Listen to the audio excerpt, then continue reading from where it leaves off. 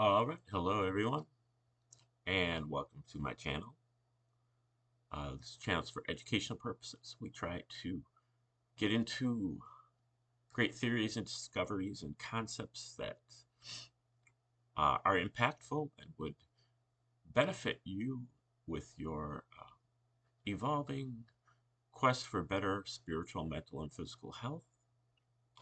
But these are things that have been suppressed, and powers that be don't want you to know about them. And so you have to do some digging to uncover them. This is a feature that we call the Your Blind Side. Uh, and this is for truthers and diggers out there in the freedom movement.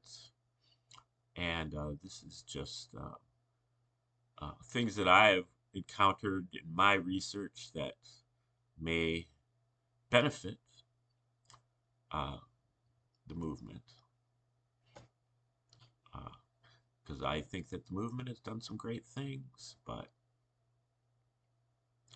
haven't dig haven't dig deep enough quite yet. We'll get there. There's a lot of digging to be done, and there's a lot of important stuff in the shallow digging. But we're gonna still need to do a deeper dig. Okay. Um,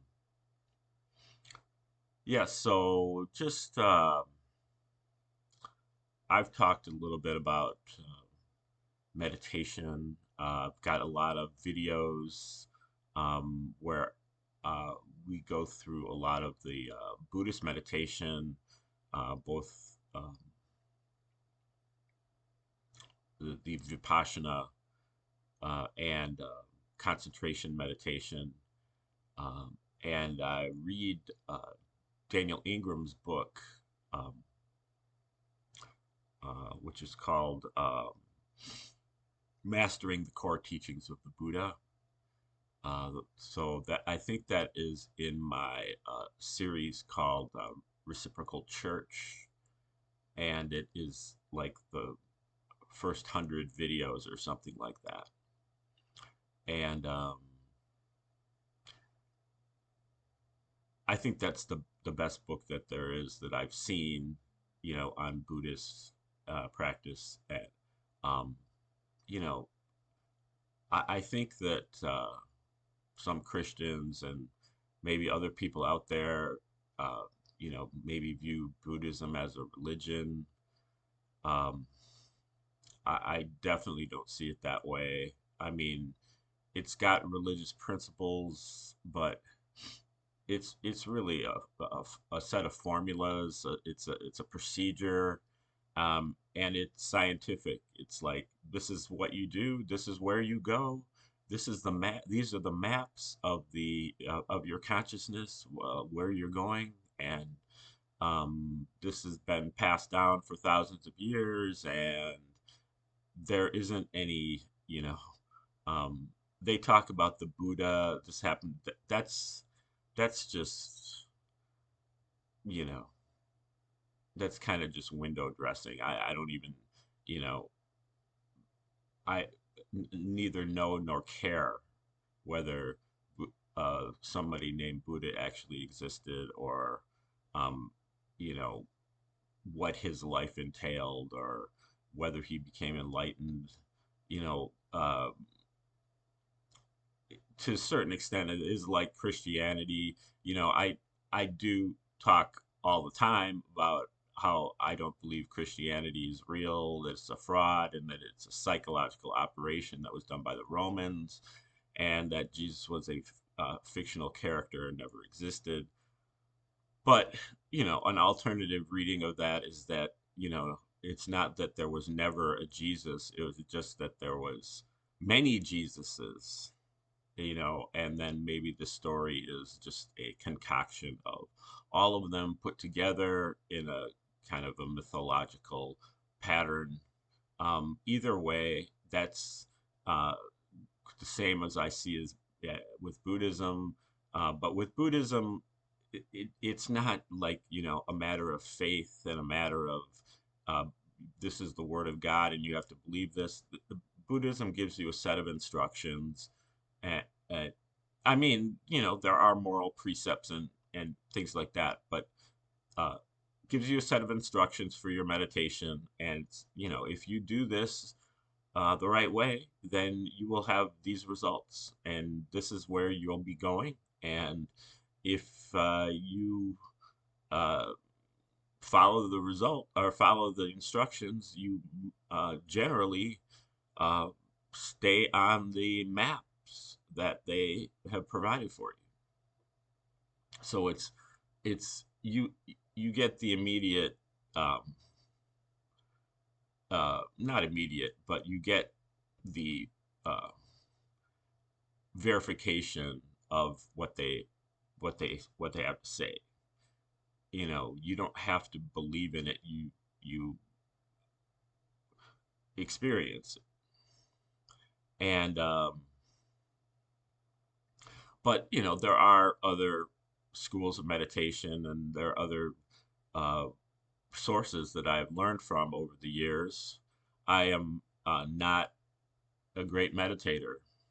I've been doing it for 30 some years, but you know, um, I haven't ever dedicated myself to it the way now Daniel Ingram really says that if you don't really go to a retreat type situation where you're doing it like 10, 12, 18 hours a day, then um, you don't make the kind of progress that you need to make, especially in terms of vipassana. And that may be true because I can really see that it's true because I feel like my main hurdles in terms of meditation are um, my lack of ability to be vigilant, my lack of being able to remember that I am meditating. That's what I'm doing here. That's why I'm here, is because I'm trying to meditate, which means that I'm either trying to concentrate on an object, or I am trying to um, be kind of light on my feet and notice all of my um, sensual stimulations, whether it's a breeze or a sound or a sight or a smell, that I notice them and I move on to the next one and not get stuck in any of them, and just be able to notice many, many sensations consecutively, or as time moves on. And but the thinking mind just keeps uh, you know imposing on me, and I I get sucked into it. I can't remember that I'm meditating, and so all of these thoughts that I'm having need to just be, you know, not attended to. And so that has been hard. And I think that in a retreat type setting, you would eventually kind of conquer that aspect. Um, but the main point that I was going to make here is just that with meditation, the mind is really like your body of water, and your conscious mind is the surface, and there are waves on the surface, and you know come hither and thither and here and there, and you know different thoughts come up and different sensations happen, and your mind just kind of waves along, flows along uh, on the surface.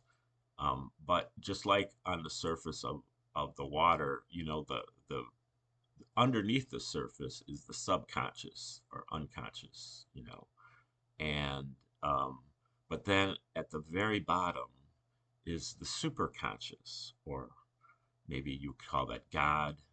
Um, and if you can still the body of water, eventually it gets so still that you can really see through the water. and you can see all the way down to the bottom. And that's, you know, um, being able to like directly contact the superconscious or the God that is within us. And every once in a while, I get I get that feeling that okay, the waters are really stilling, and I can feel that they've gotten very still. I I won't say that I've ever been able to see all the way down to the bottom, but I can feel that. At least that's some type of metaphor that um, hits home with me.